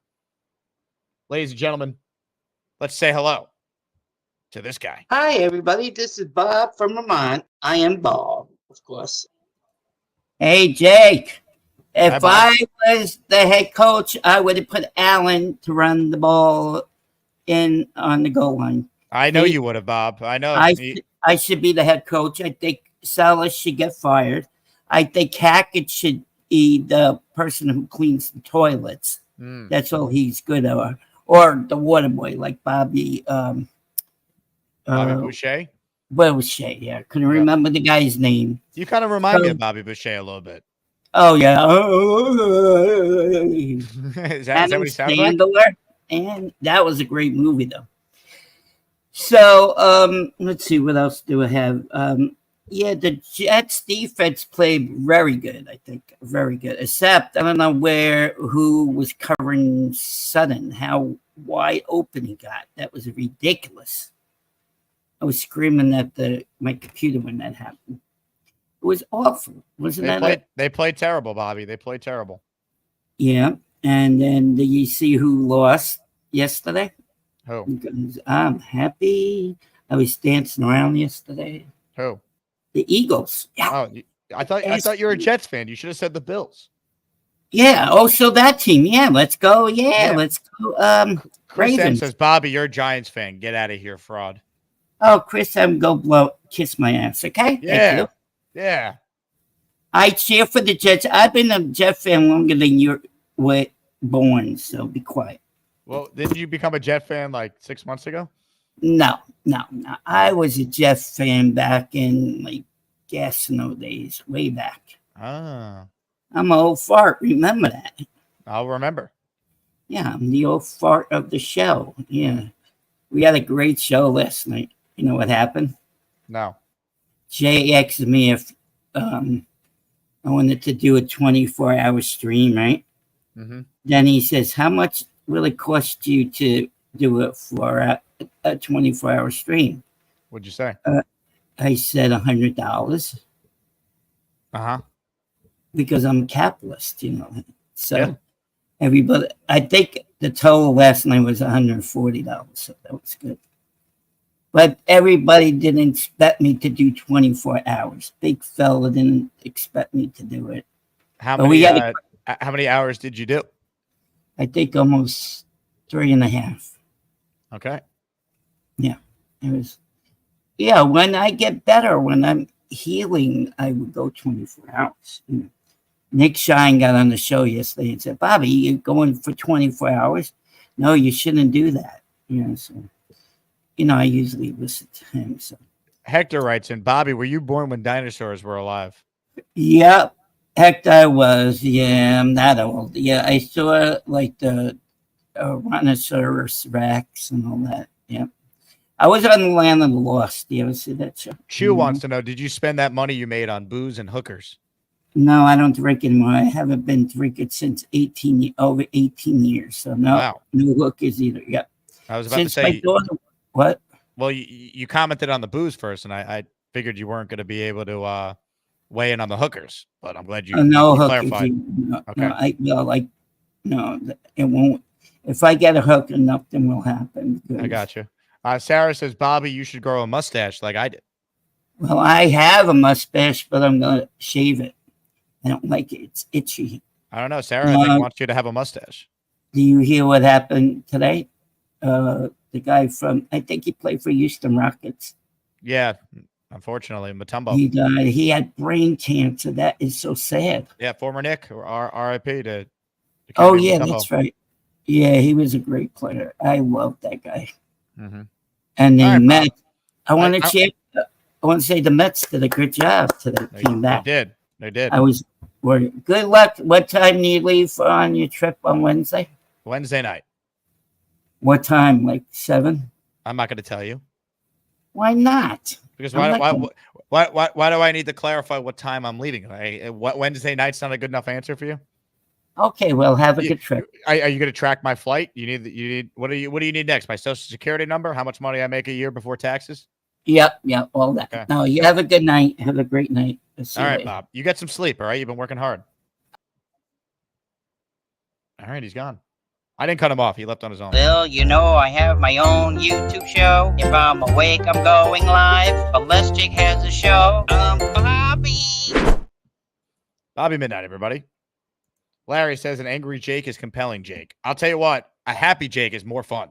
Trust me. All right?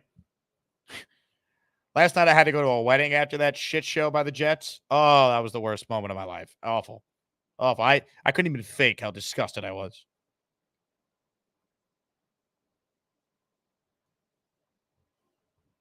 Bobby, I'll send you my my social security card, by the way, in the mail, just so you have a copy. All right. Let's say hello to Ted. He's next. Hey, Ted. Going to the phone, Jake. Bobby, it's Tyrannosaurus Rex and Brontosaurus, just for clarification. The highlight of the show last night was Lane Train calling into Bobby's show, Jake. Lane Train made an appearance. And he was talking a lot of stuff about Michael Vick for some reason. I don't know why. But he gave his thoughts about things. Jake, before my internet went wacky today, my point was we saw Zach Wilson in practice, and we knew how to defend Bo Nix. You get heavy personnel in there, you stop the run, and you make them pass. And also, the blueprint to beat the Broncos was in the Steeler game where the Steelers ran for 150 yards. So my point, especially with that weather, was to come out with Braylon Allen, 13 personnel. Exactly. The ball. And my question to you is now, can we match scores with the Vikings? Because I'm thinking the same strategy. Maybe you want to run heavy, and I would start Braylon Allen. Maybe you want to give Brees a couple carries. But maybe you want to. Do you want to control the clock and limit possessions, almost like a Mahomes type thing with them? They've been so good. I don't know if you can match score with them. Is my point.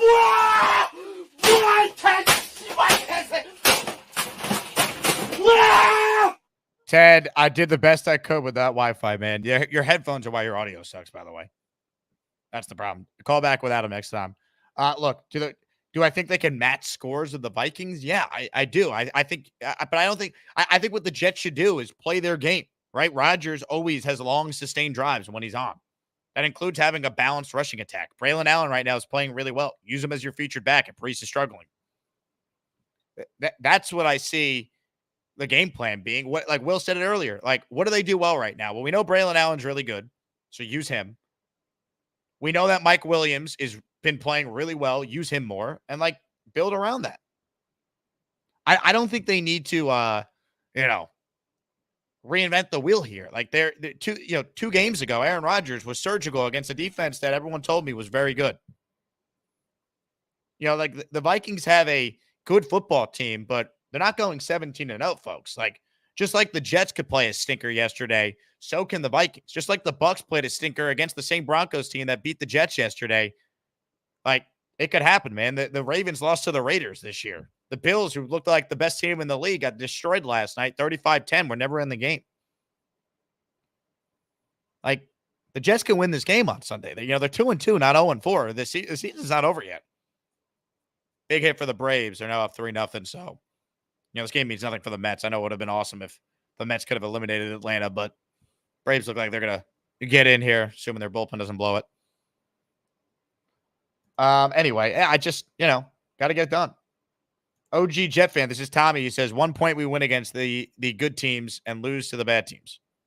Yeah, it is a bad sign, right? I mean, I think Buffalo Jet fans talked about this. Saleh doesn't have a win against a team on the road that has been a playoff team that year.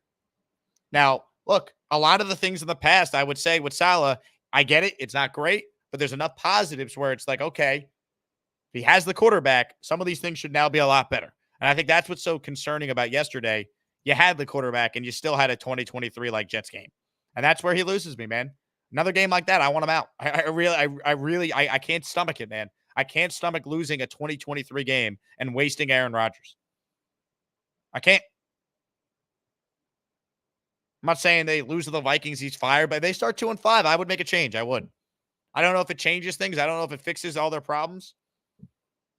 But I think I would try and do something. I'd make Middleton the head coach, Ulbrich run the defense, Hackett and Rodgers sharing the offense, and just hope that momentum spark kind of gets them going.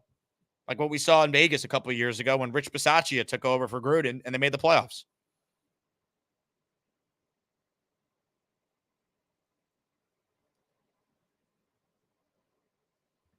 Jonathan Clark writes in, Vikings 14-3 this season. They're not losing to the Jets. Jonathan, I'll tell you what, if the Minnesota Vikings are 14-3 this season, I will send you $1,000. All right? Because it's not going to happen. I'm sorry. They're not. David says they won't be 2-5 as long as Rodgers can play. They'll be 4-3. I tend to agree with you, David. I don't think this team is going to completely unravel right now. I think there's too many good players. Do they have a coaching issue? Yes. But do I think they're going to completely collapse? No. I don't. I really look, as long as Rodgers plays, though, right? Like, he took a beating yesterday. I cannot emphasize this enough, how concerning it is to watch. These are just the good plays the Jets offense made yesterday. And what's the common theme on all of them? Rodgers' ass hitting the deck, taking vicious hits. I mean, this is crazy. And they only scored 9 points, and he played on some of these plays like 2011 Aaron Rodgers, man. Like, look at this throw. And if he's not 100% this week and his mobility is a little limited, is he making these plays this week? They better pass protect, man. He better have the protection he had week 2, week 1, week 3. Seriously, man. Anyone blaming Aaron Rodgers for yesterday, put on the film. Was he great? No. He missed a couple plays. I'd be the first to tell you that, but that's why I'm just so disgusted, man. I'm watching it back. I'm like, what went wrong? Like, what happened? And it's like, what happened was no one got open. It was all improvision by Rodgers, or it was him standing in there and being a man like this. Like, it's just like, man, don't waste this, man. This guy is still playing really good football.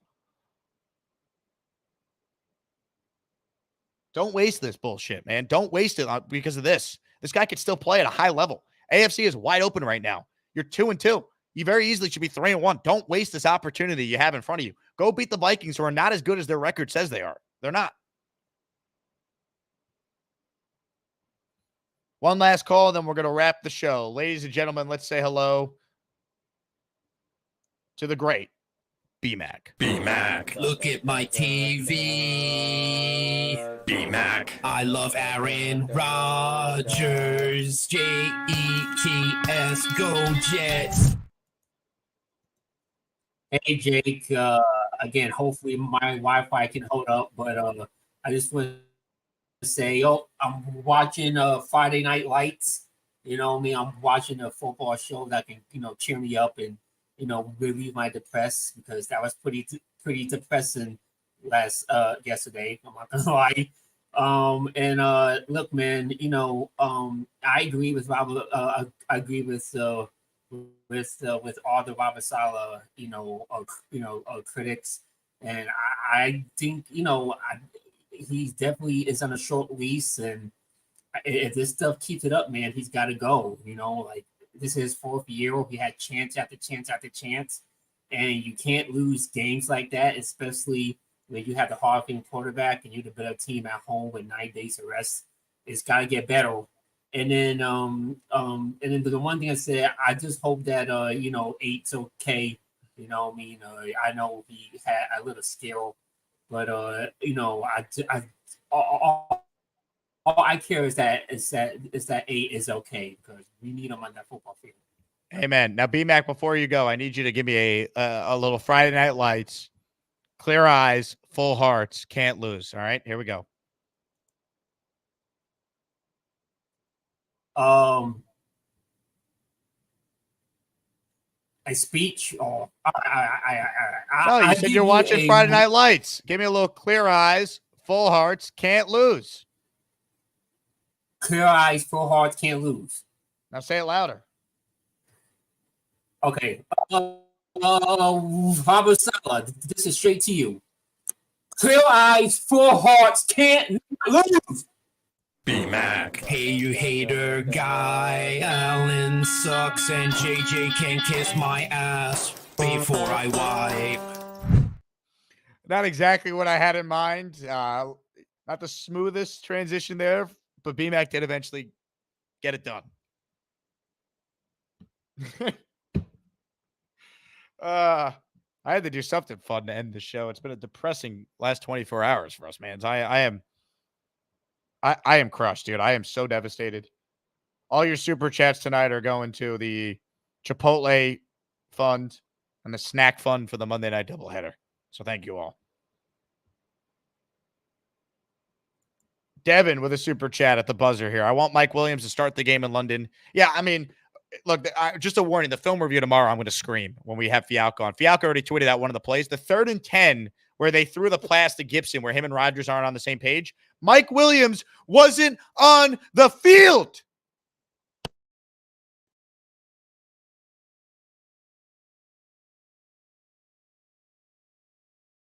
I hit my desk so hard my mic disconnected. Hold on. Check. I think we're back now. That's how angry I am, man. Mike Williams wasn't on the field. He wasn't on the field on that play. The one guy that has had instant chemistry with Rodgers despite never playing with him and missing all of OTAs and training camp because he's coming back from an injury. That guy's already on the same page with Rodgers. But Garrett,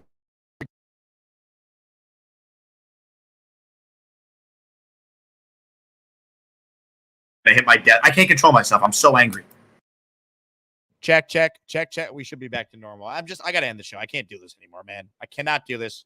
I need a drink and some Chipotle and things I can't discuss on the air.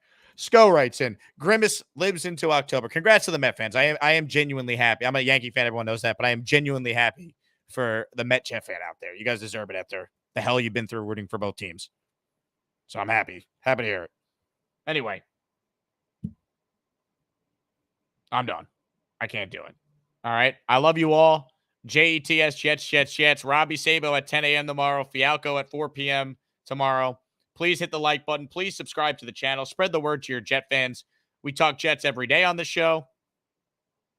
Not only do we talk Jets every day on this program, but we interact with Jet fans every day on this program. So thank you all for your support. My name is Jake Asman. If you missed the Joe Beningo show earlier today, Joe came on for the first hour of our first show on the day. So check that out once you're done watching this video. Thanks again. Go Jets. Please like and subscribe and follow me on Twitter and Instagram at Jake Asman if you want to win free merch. Go Jets. Disgusting franchise that masquerades themselves as an NFL football team. I hate this team. I hate them. I hate them. Oh, this is what I'm gonna do to you all season, little bitches. Oh, take that, you pesky Patriots fans.